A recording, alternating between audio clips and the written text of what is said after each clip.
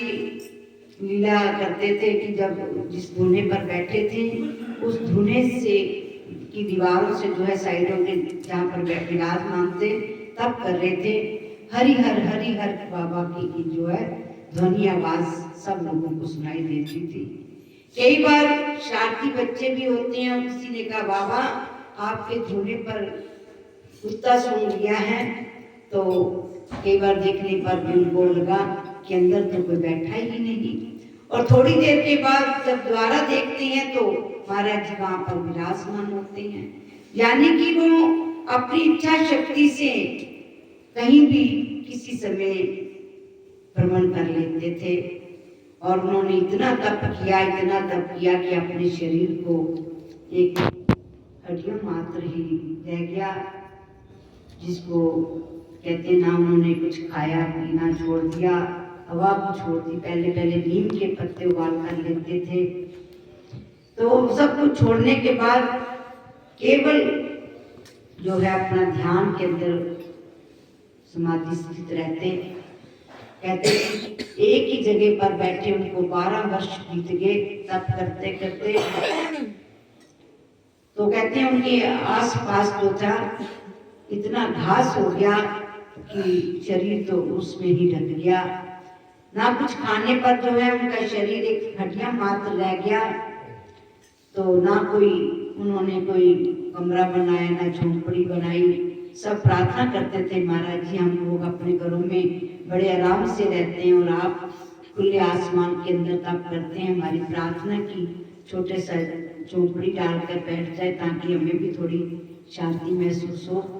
लेकिन उनको इन चीजों से कुछ लेना देना नहीं था। उन्होंने इतना तप जो किया, आज उनका जगह जगह पर नाम का डंका बज रहा है। आज पूरे हिंदुस्तान के अंदर जो है महाराज जी का अवतरण दिवस मनाया जा रहा है। तप के अंदर जो है इतनी पावर है कि लोग उनके चरणों में आकर नतमस्तक होकर अपने मन की मुरादों को पाते हैं। मेरे सतगुरुदेव भगवान हम सब पर कर्म करने के लिए आए हैं और कर्म कर भी रहे हैं। मंगली दरबार के अंदर बैठकर वो सबको जो है सबकी झोलियां भरते हैं।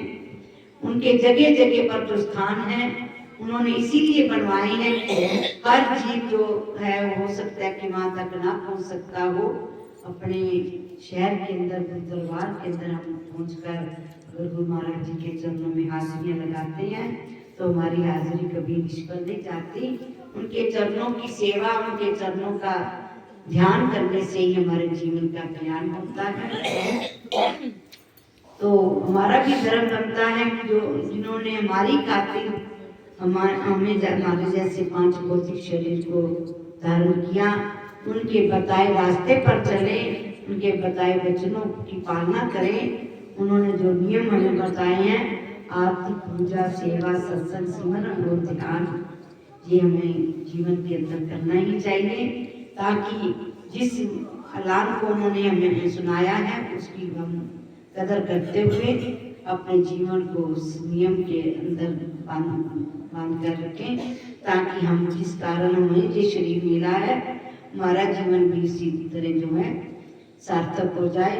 उन्होंने इतना सरल ढंग बता दिया हमें भव से पार होने के लिए।